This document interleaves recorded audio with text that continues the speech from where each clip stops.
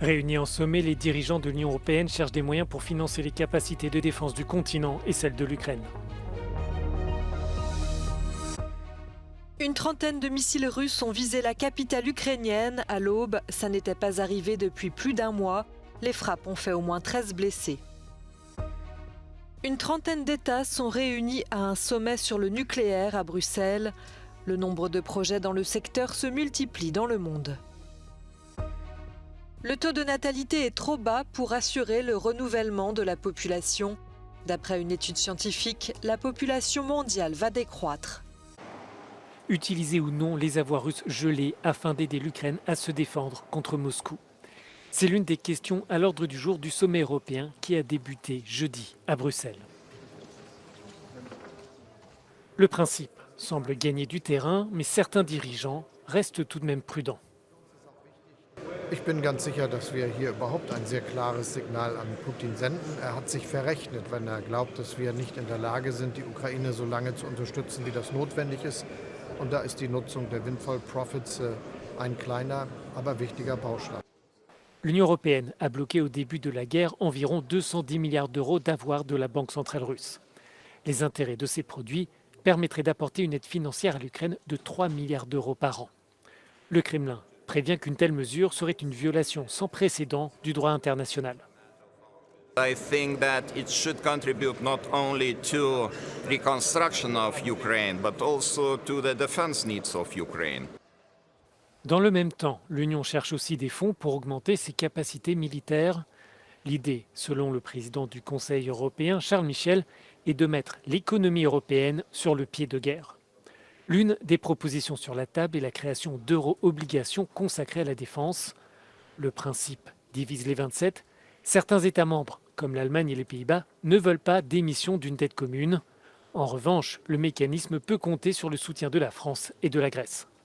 Είναι όμως απολύτως σαφές ότι αν η Ευρώπη θέλει πραγματικά να παραμείνει θωρακισμένη αμυντικά, θα πρέπει να εξετάσει νέους τρόπους για τη χρηματοδότηση των αμυντικών δαπανών.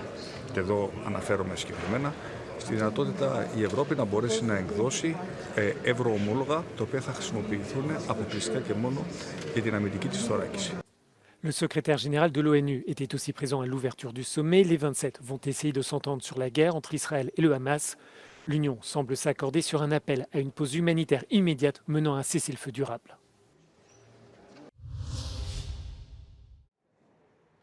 Accueilli mercredi à Bruxelles par la présidente de la Commission européenne, le secrétaire général de l'ONU tente de faire entendre sa voix. Avocate du règlement des crises dans le cadre du droit international, les Nations Unies voient leur influence fortement affaiblie par les conflits entre l'Ukraine et la Russie et entre Israël et le Hamas.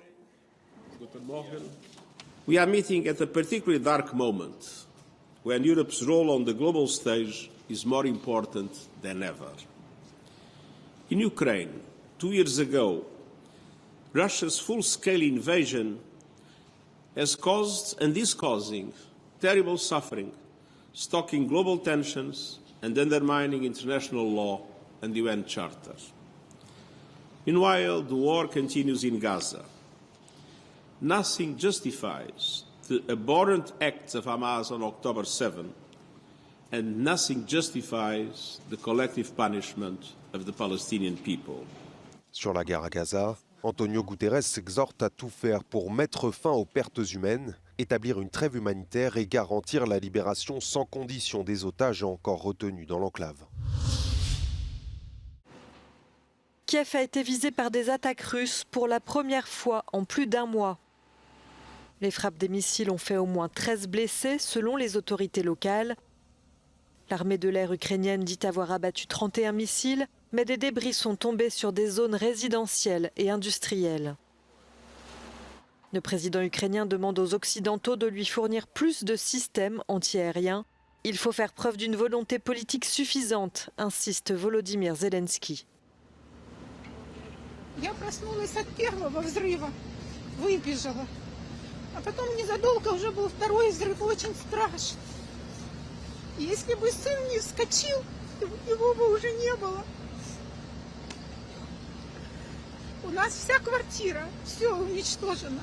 Все этой взрывной волной уничтожена мебель, окна, двери, все. Это кошмар. Будь проклята эта война и этот Путин! La Russie a intensifié ses frappes sur l'Ukraine ces derniers jours. Mercredi, au moins 2 personnes ont été tuées dans la région de Donetsk. Les autorités craignent que d'autres victimes ne soient encore sous les décombres. Les dernières 24 heures ont été particulièrement meurtrières dans la bande de Gaza. Selon le Hamas, les bombardements israéliens ont tué plus de 100 Palestiniens, notamment à Deir el-Balah, comme ici, et à Rafah. Mercredi, le Premier ministre israélien a réaffirmé son objectif de faire entrer l'armée à Rafah, faute de quoi la victoire ne serait pas totale, dit Benjamin Netanyahou. Mais les États-Unis y sont résolument opposés. Pour la première fois depuis le début de la guerre à Gaza, Washington a présenté un projet de résolution à l'ONU pour appeler à un cessez-le-feu immédiat, en échange de la libération des otages israéliens enlevés le 7 octobre.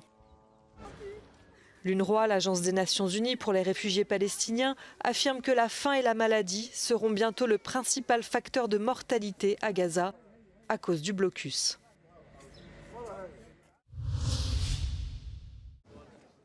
Une trentaine de dirigeants mondiaux sont réunis à Bruxelles ce jeudi pour un sommet sur le nucléaire.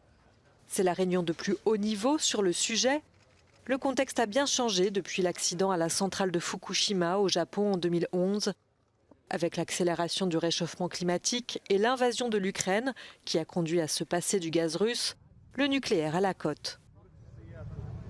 The next steps are already taking place, in fact, and these are the many projects that are being developed in many countries, in Europe, but also in the global south, in China, even in Russia, in the United States, in Canada, in Korea, in Japan, where we see that nuclear is returning, and I would say in a very important way, in a very dynamic way.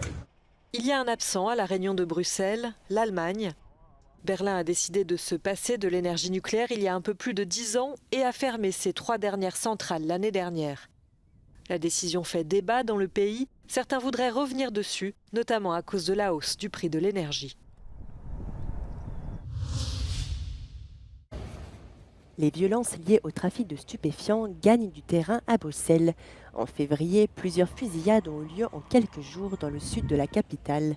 Un homme a notamment été abattu près d'un square à Saint-Gilles. Les autorités attribuent cette escalade de violence à des conflits de territoire entre bandes. Il y a une pression au niveau de la police, parce qu'on est derrière et qu'on fait des arrestations, qu'il y a un mouvement dans les forces entre les bandes et c'est également une bataille pour regagner ou gagner du territoire pour les bandes. De son côté, Tom de Kort, professeur de criminologie, attribue cette intensification des violences à une guerre contre la drogue contre-productive selon lui.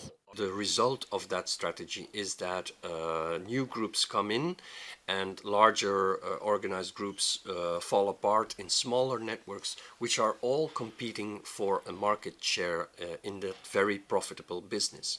And so we see more groups and networks competing and using violence to try and capture a share of the market. Certains habitants tirent la sonnette d'alarme. Les nuisances liées à la distribution et à la consommation de stupéfiants sont quotidiennes, atteste ce riverain qui envisage de déménager. Ce qu'on voit, c'est des gens en dépendance qui sont dans la rue, devant les portes des gens qui fument du crack, des dealers dans les parcs, dans les coins de rue. Moi, j'attends des pouvoirs publics qui trouvent des solutions concrètes. Je suis pour la solidarité, je suis pour qu'on aide les gens à sortir de leur dépendance, mais en même temps, je suis aussi pour la sécurité. Les instances régionales et fédérales sont régulièrement accusées de se jeter la pierre pour expliquer les lenteurs de la réponse des autorités. La région a récemment annoncé une nouvelle stratégie de lutte contre le trafic de stupéfiants à Bruxelles, déclinée en 3 axes. Donc il y aura une réponse au niveau des services de sécurité, une réponse au niveau des acteurs de la prévention et aussi une réponse pour toutes ces questions infrastructurelles. La Belgique est une des plaques tournantes du trafic de stupéfiants en Europe. La statistique est souvent répétée. Seuls 10% de la drogue qui circule via le port d'Anvers, importante porte d'entrée des stupéfiants sur le continent, est saisie. Si la cocaïne est importée notamment d'Amérique latine, la Belgique et les Pays-Bas sont d'importants producteurs de MDMA et d'amphétamines. C'est un problème mondial, très compliqué à résoudre. Les différents niveaux de pouvoir doivent intervenir. Donc, aussi bien la commune que la région que le fédéral. Au fil de ses 34 km d'eau, le canal de Juliana relie Maastricht au sud des Pays-Bas à la Belgique. Sillonnée par 18 000 bateaux par an, cette voie est essentiellement utilisée pour le transport de marchandises. Inauguré en 1935, le canal sera fermé à partir d'octobre pour 6 mois pour des travaux de réparation et d'élargissement. Il devrait permettre de fluidifier le trafic entre les grands ports néerlandais et les réseaux du sud de la Belgique et de l'est de la France. La population mondiale va chuter d'ici 2050. Selon une étude de l'Université de Washington, publiée dans la revue The Lancet, les taux de natalité mondiaux diminuent à tel point que dans 25 ans, les 3/4 des pays du monde n'auront pas assez d'enfants pour renouveler leur population. Pour le professeur Melinda Mills de l'Université d'Oxford, cela n'est peut-être pas une mauvaise chose. You know, when I stand back as a demographer and look at this and say, do we have to maintain our population size? You know, so many countries, they all have different population densities, they all have different sizes, they all have, you know, different population compositions and needs. So I think my first question would be to stand back and say, is shrinking populations a problem? L'étude indique de son côté que la baisse de la natalité aura des conséquences économiques et sociales considérables, avec un vieillissement des populations dans la plupart des pays et la diminution de la main-d'œuvre dans les pays les plus riches. Il y a 70 ans, les femmes avaient en moyenne 5 enfants. Aujourd'hui, elles en ont à peine plus de 2.